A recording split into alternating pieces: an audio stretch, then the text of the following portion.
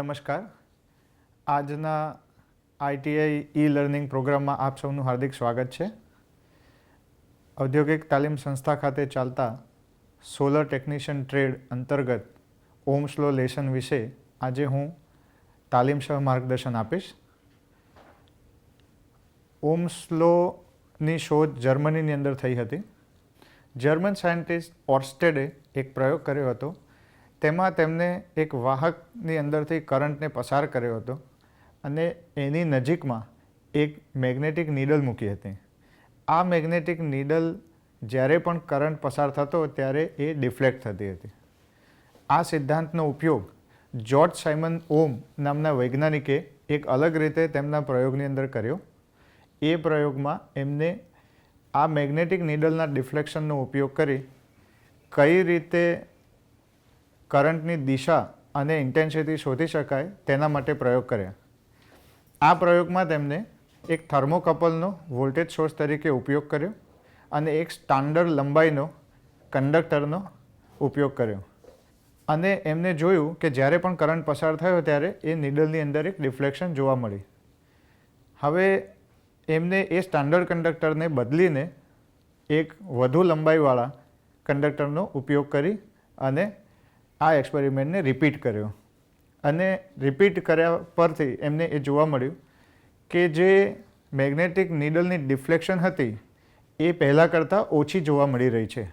આ જ એક્સપેરિમેન્ટને એમને અલગ અલગ લંબાઈના કંડક્ટરનો ઉપયોગ કરીને કર્યો અને તારણ કાઢ્યું કે જ્યારે પણ લંબાઈમાં ફેરફાર થાય છે ત્યારે મેગ્નેટિક નીડલની ડિફ્લેક્શનની અંદર ફેરફાર થાય છે. ઓહ્મના નિયમને સરખી રીતે સમજતા પહેલાં આ 3 પેરામીટરને સમજવા ખૂબ જ અગત્યના છે. તો આ ઓહ્મના નિયમની અંદર આપણને એ જોવા મળ્યું કે એક વોલ્ટેજ સોર્સ છે, કરંટ પસાર થઈ રહ્યો છે અને એક કંડક્ટરનો ઉપયોગ થઈ રહ્યો છે. આના ઉપરથી આપણે એ જાણી શકીએ કે ઓહ્મના નિયમની અંદર જે 3 મુખ્ય ઇલેક્ટ્રિકલ પેરામીટરની વાત કરી રહ્યા છે તે છે વોલ્ટેજ, કરંટ અને રેઝિસ્ટન્સ. તો આપણે શરૂઆત કરશું કરંટથી. ઇલેક્ટ્રિક કરંટ એટલે કે વિદ્યુત પ્રવાહ એ ઇલેક્ટ્રોનનો પ્રવાહ છે. હવે આપણે સૌ જાણીએ છીએ કે કોઈ બી એક કંડક્ટરના એટમની અંદર 3 મુખ્ય વસ્તુઓ રહેલી હોય છે. તે છે ન્યુટ્રોન, પ્રોટોન અને ઇલેક્ટ્રોન. હવે પ્રોટોન અને ન્યુટ્રોન એ એટમના સેન્ટરની અંદર બંધાયેલા હોય છે, જ્યારે ઇલેક્ટ્રોન્સ એની બાહ્ય કક્ષાની અંદર ભ્રમણ કરતા હોય છે, એટલે કે એની આઉટર શેલની અંદર ઓર્બિટિંગ કરતા હોય છે. હવે આપણે એને ડિટેલમાં સમજવા માટે એક આકૃતિ જોઈશું. ઉદાહરણ તરીકે આપણે અહીંયા કોપર એટમને લઈશું.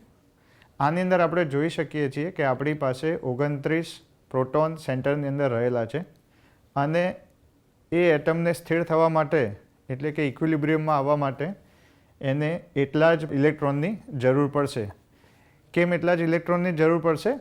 કેમ કે પ્રોટોનનો જે ચાર્જ છે તે પોઝિટિવ હોય છે અને ઇલેક્ટ્રોનનો ચાર્જ એ નેગેટિવ હોય છે, જેથી કરીને એક સરખી સંખ્યામાં હોવાથી એમનો ચાર્જ બેલેન્સ થઈ જાય છે અને એટમ સ્થિર થઈ જાય છે.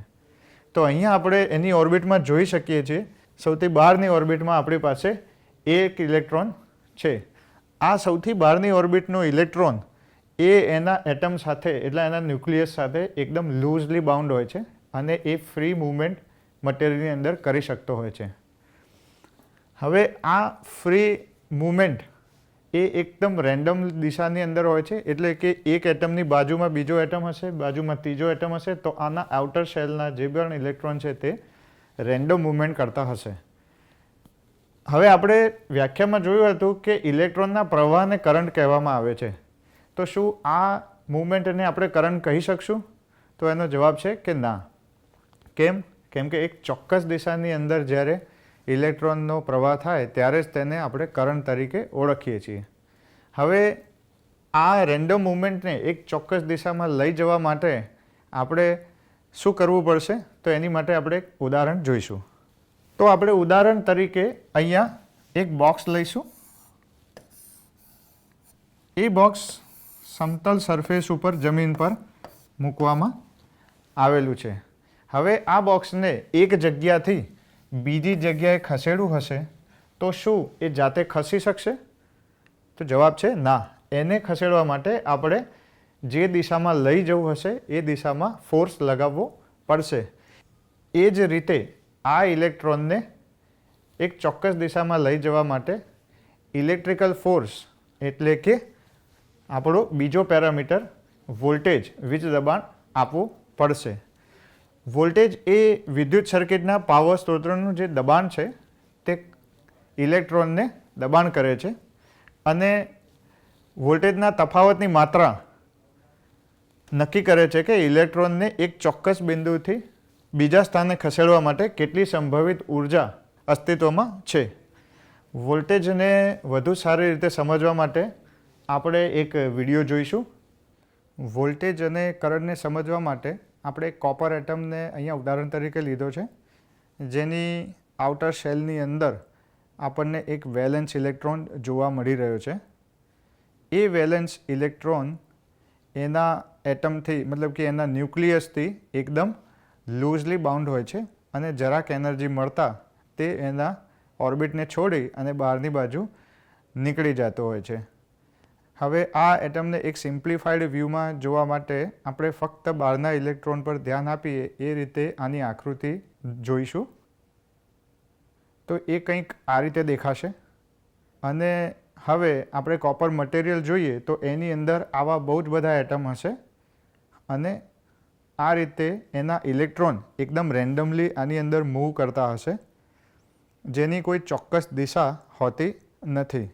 હવે આને એક ચોક્કસ દિશામાં લઈ જવા આપણે એક વોલ્ટેજ સોર્સથી સપ્લાય કર્યો છે, જેમાં પોઝિટિવ ટર્મિનલના કારણે જે ઇલેક્ટ્રોન્સ છે બધા એની બાજુ આકર્ષાશે અને આની મૂવમેન્ટની દિશા એક જ થઈ જશે અને હવે આ ફ્લોને આપણે ઇલેક્ટ્રોનનો ફ્લો એટલે કે ઇલેક્ટ્રોનના પ્રવાહ એટલે કે કરંટ કહી શકશું. તો આપણે વિડીયોમાં જોયું એ રીતે ઇલેક્ટ્રોન્સ જે રહ્યા ફ્રી ઇલેક્ટ્રોન્સ જે આઉટર શેલની અંદર આપણને જોવા મળે છે તે રેન્ડમ મૂવમેન્ટ મટીરિયલની અંદર અલગ અલગ દિશામાં કરતા હોય છે. હવે આ ઇલેક્ટ્રોનને આપણે એક ચોક્કસ દિશામાં લઈ જવા માટે આપણે એને વોલ્ટેજ સપ્લાય કરીશું. વોલ્ટેજ સપ્લાય કરવા માટે આપણે એક બેટરીનો ઉપયોગ કરવામાં આવે છે. આ બેટરીના પોઝિટિવ ટર્મિનલ સાથે જેમ આપણે વિડીયોમાં જોયું તેમ ઇલેક્ટ્રોન્સ આકર્ષાશે અને દરેક ઇલેક્ટ્રોનની દિશા એક જ થઈ જશે. હવે આ ઇલેક્ટ્રોનના ફ્લોને આપણે કરંટ કહી શકશું. તો આ હતા આપણા બે પેરામીટર. હવે આપણે ત્રીજા પેરામીટરની વાત કરશું. ત્રીજો પેરામીટર છે અવરોધ એટલે કે રેઝિસ્ટન્સ. રેઝિસ્ટન્સને સમજવા માટે આપણે એક ઉદાહરણ લઈશું. ઉદાહરણની અંદર આપણે જોઈશું કે આપણે એક રસ્તાની અંદરથી જો પસાર થવું હોય અને આ રસ્તાની અંદર આપણને કોઈ પણ પ્રકારનું વાહન કે ભીડ જોવા ન મળે તો આપણે આની અંદરથી એકદમ આસાનીથી પસાર થઈ શકશું. પણ જો આ જ રસ્તાની અંદરથી આપણને બહુ બધી ભીડ જોવા મળે તો આપણે એની અંદરથી આસાનીથી પસાર થઈ શકશું નહીં. હવે આની અંદરથી પસાર થવામાં આપણને જે અડચણ ઊભી થાય છે એ જ રીતે ઇલેક્ટ્રોનને વાહકમાંથી પસાર થવામાં પણ અડચણ ઊભી થતી હોય છે. આ જ અડચણને આપણે અવરોધ કહીએ છીએ. અવરોધને સમજવા બીજું એક ઉદાહરણ જોઈશું. આની અંદર આપણે એક વોટર પંપ લીધો છે અને એની આઉટસાઇડ પર એટલે કે બહાર પાણી નીકળશે ત્યાંથી એક પાઇપ કનેક્ટ કર્યો છે. અહીંયા આ જગ્યા પર એક રિડ્યુસર લગાવવામાં આવ્યું છે. આ રિડ્યુસરથી શું થશે? શું પાણી આ સાઈડે આવતું ઓછું થઈ જશે? તો કે ના, પાણી તો સરખું જ આવશે પણ આ સાઈડે જે પ્રેશર હશે એ આ સાઈડે ઘટી જશે. એ જ રીતે ઇલેક્ટ્રિકલ સર્કિટની અંદર જ્યારે આપણે સપ્લાય આપીએ છીએ તો અવરોધની બીજી સાઈડ પર પ્રેશર એટલે કે વોલ્ટેજ ઘટી જતા હોય છે. તો હવે આપણે આ ત્રણ પેરામીટરને સમજી લીધા છે. તો હવે આપણે ઓહ્મ્સ લો જોઈશું. ઓહ્મ્સ લોની વ્યાખ્યા એ છે કે અચળ તાપમાને વાહકમાંથી પસાર થતો વિદ્યુત પ્રવાહ એટલે કે ઇલેક્ટ્રિક કરંટ એ વાહકના બે છેડા વચ્ચે લાગુ પડેલા વિદ્યુત સ્થિતિમાનના તફાવતના સમપ્રમાણમાં હોય છે. એટલે કે જે કરંટ પસાર થઈ રહ્યો છે તે વોલ્ટેજને ડાયરેક્ટલી પ્રપોર્શનલ હશે. હવે મેથ્સની ગણિતની ભાષામાં આપણે આ પ્રોપોર્શનાલિટીને દૂર કરવા માટે એક કોન્સ્ટન્ટનો ઉપયોગ કરવો પડતો હોય છે. એટલે કે વી બરાબર આર ગુણ્યા આઈ. આ જે આપણે આર મૂક્યો છે એ આર છે પ્રોપોર્શનાલિટી કોન્સ્ટન્ટ. એને અવરોધ તરીકે એટલે કે રેઝિસ્ટન્સ તરીકે પણ ઓળખાય છે. ઓમના નિયમને મેથેમેટિકલી ઉપયોગમાં લેવા અને સરળ ભાષામાં યાદ રાખી શકાય તે માટે આપણે ઓમના એક ટ્રાયેંગલને ઉપયોગ કરશું. ટ્રાયેંગલની અંદર દર્શાવ્યા પ્રમાણે આ રીતે એની ટ્રાયેંગલની રચના થશે. હવે આનો ઉપયોગ સરળ ભાષામાં આપણે યાદ રાખવા માટે અને મેથેમેટિકલી એનો યુઝ કરવા માટે કરીએ છીએ. તો જ્યારે આપણે વોલ્ટેજ શોધવો હોય તો વોલ્ટેજને જો આપણે ઢાંકી દઈએ તો આપણી પાસે શું વધે છે? તો કે આઈ અને આર. હવે ગુણાકારની પરિસ્થિતિમાં આ બે વસ્તુને સાઈડ સાઈડમાં લખતા હોઈએ છીએ. એટલે પહેલી ફોર્મ્યુલા આપણી બનશે વી બરાબર આઈ ગુણ્યા આર. એવી જ રીતે જ્યારે આપણે કરંટ શોધવો હશે તો આપણે આરને ઢાંકી દઈશું. આપણી ત્રીજી ફોર્મ્યુલા બનશે આઈ બરાબર વી ભાગ્યા આર. આપણે આ ત્રણ ફોર્મ્યુલાનો ઉપયોગ કરી અને વિવિધ દાખલા ગણી શકીએ છીએ. તો આ ત્રણ ફોર્મ્યુલાને આ રીતે પણ આપણે યાદ રાખી શકાય છે કે વી બરાબર આઈ ગુણ્યા આર, આઈ બરાબર વી ભાગ્યા આર અને આર બરાબર વી ભાગ્યા આઈ. ઓહ્મ્સ લોના લિમિટેશન વિશે વાત કરીશું કે શું દરેક પરિસ્થિતિની અંદર ઓહ્મ્સ લો લાગુ પડે છે? તો કે જ્યારે જ્યારે તાપમાનની અંદર ફેરફાર થાય ત્યારે ઓહ્મ્સ લો લાગુ પડતો નથી. જેમ જેમ તાપમાન વધશે તેમ એનો અવરોધ પણ વધી જતો હોય છે. માટે એની અંદર ઓહ્મ્સ લો લાગુ પડી શકતો નથી. હવે આપણે થોડા એમસીક્યુ જોઈશું. પહેલો પ્રશ્ન છે, ઓહ્મનો નિયમ ખાલી જગ્યામાંથી પસાર થતા કરંટ વિશે વાત કરે છે. આપણા ઓપ્શન છે કંડક્ટર, ઇન્સ્યુલેટર, બંને અને એકે નહીં. તો આપણો અહીંયા જવાબ આવશે કંડક્ટર. કેમ?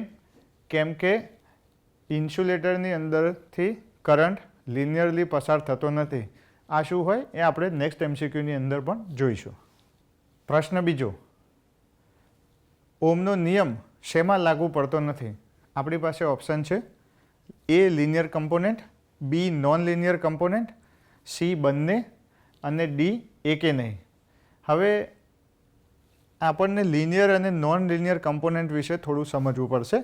લિનિયર કમ્પોનેન્ટ એટલે કે એવા કમ્પોનેન્ટ જેની અંદર જેમ જેમ વોલ્ટેજ વધે તેમ તેમ સેમ પ્રમાણની અંદર કરંટ પણ વધે છે. ગ્રાફની દ્રષ્ટિએ વસ્તુને જોઈએ તો કંઈક આવું દેખાશે. જેમ જેમ વોલ્ટેજ વધશે તેમ તેમ કરંટ પણ એક જ સરખી માત્રાની અંદર વધતો જશે. જે કમ્પોનેન્ટનું બિહેવિયર આ પ્રકારનું હોય છે તેને આપણે લિનિયર કમ્પોનેન્ટ તરીકે ઓળખીએ છીએ. હવે નોન લિનિયર કમ્પોનેન્ટ કેવી રીતે હશે? તો એની આપણે ગ્રાફથી જ સમજીએ. તો કે નોન લિનિયર કમ્પોનેન્ટની અંદર વોલ્ટેજ જેમ જેમ વધે તેમ કરંટ સેમ પ્રમાણમાં વધતો નથી. તો એના ઉદાહરણ તરીકે આપણને કંઈક આવો ગ્રાફ જોવા મળી શકે છે. તો આ કમ્પોનેન્ટ એકદમ નોન લિનિયર કમ્પોનેન્ટ કહેવાય છે. લિનિયર કમ્પોનેન્ટના ઉદાહરણમાં આપણે જોઈએ તો ઓહમિક રેઝિસ્ટન્સ એ લિનિયર કમ્પોનેન્ટ કહેવાય છે. અને નોન લિનિયરના ઉદાહરણ તરીકે જોઈએ તો ટ્રાન્ઝિસ્ટર, ડાયોડ આ બધા નોન લિનિયર કમ્પોનન્ટ તરીકે ઓળખાય છે. તો અહીંયા ઓહ્મનો નિયમ એ શું કહે છે કે કરંટ જે છે તે વોલ્ટેજના સમપ્રમાણની અંદર હોય છે. મતલબ કે એ લિનિયર કમ્પોનન્ટ વિશે વાત કરે છે. તો આપણો જવાબ આવશે બી નોન લિનિયર કમ્પોનન્ટ. ત્રીજો પ્રશ્ન જોઈશું, અવરોધનો એકમ શું છે? ઓપ્શન છે volt, option B watt, option C ohm અને ઓપ્શન ડી છે એમ્પિયર. તો કે વોલ્ટ જે છે તે વોલ્ટેજનો એકમ છે, વોટ છે તે પાવરનો એકમ છે, ઓહમ છે તે અવરોધનો એકમ છે અને એમ્પિયર છે તે કરંટનો એકમ છે. તો આપણો જવાબ આવશે ઓહ્મ. ચોથો પ્રશ્ન જોઈશું, ઓમના નિયમનું સૂત્ર કયું છે? તો 4 ઓપ્શનની અંદરથી જ્યારે આપણે શોધવું હોય તો આપણે પહેલા ટ્રાયેંગલનો ઉપયોગ કરીશું.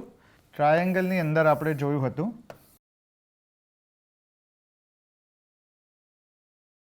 તો આ ટ્રાયેંગલ પરથી આપણે શોધી શકીએ છીએ કે આપણા પ્રશ્નનો જવાબ V બરાબર I ગુણ્યા R સાચો છે. આપણે નેક્સ્ટ પ્રશ્ન જોઈશું.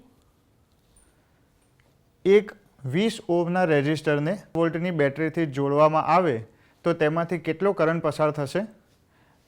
Option A 10 ampere, option B 50 ampere, option C 2 ampere, option D 0.25 ampere. તો આપણી પાસે શું આપેલું છે અહીંયા? તો કે 20 ઓહ્મનો અવરોધ આપેલો છે અને 5 વોલ્ટની બેટરી આપી છે અને આપણે શોધવાનું શું છે આમાં? તો કે કરંટ શોધવાનો છે. તો આપણે I બરાબર V ભાગ્યા R કરશું. અહીંયા આપણી પાસે વોલ્ટેજ આપ્યા છે 5 વોલ્ટ અને અવરોધ આપ્યો છે 20 ઓહ્મ. તો આપણો જવાબ આવશે 0.25 એમ્પિયર. તો અહીંયા આપણો સાચો જવાબ છે ઓપ્શન D 0.25 એમ્પિયર. નેક્સ્ટ પ્રશ્ન જોઈશું. એક 230 વોલ્ટ પર કામ કરતા ઇલેક્ટ્રિક કેટલમાં હીટિંગ એલિમેન્ટનો અવરોધ 50 ઓહ્મ છે. તેમાંથી કેટલો કરંટ પસાર થશે? તો આની અંદર આપણને શું આપેલું છે? તો વોલ્ટેજ આપેલા છે અને આપણને એનો અવરોધ આપેલો છે અને આપણે શું શોધવાનું છે? કરંટ. તો same ohms Loney formula I બરાબર V ભાગ્યા R કરીશું તો આપણને જવાબ મળશે 4.6 એમ્પિયર. તો આ લેસન અંતર્ગત આપણે જોયું કે ઓહ્મ્સ લોની શોધ કઈ રીતે થઈ હતી, ઓહ્મ્સ લો કયા 3 પેરામીટર વિશે વાત કરે છે, એ પેરામીટર શું છે અને ઓહ્મ્સ લોની વ્યાખ્યા અને એના ઇક્વેશન પરથી પેરામીટરને આપણે કઈ રીતે શોધી શકીએ છીએ અને ઓહ્મ્સ લોની લિમિટેશન વિશે પણ આપણે જાણ્યું. આભાર.